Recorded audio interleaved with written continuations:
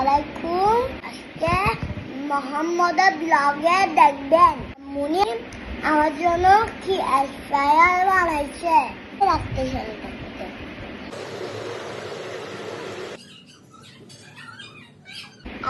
আম্মুনি সবসময় আমার জন্য মজা মজা খাবার বানায়, হাতে অনেক মজা হয়। কি সুন্দর কালার, এর সাথে গরম গরম পরোটা একদম রসগোল্লার মতো বানায়। যেন আম্মুনিতে থ্যাংক ইউ। এটা বসে বলছে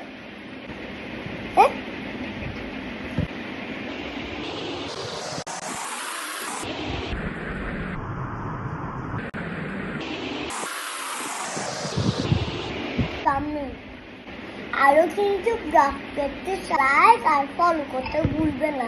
সুন্দর সুন্দর ভিডিও নিয়ে আসবো আমি। টাটা।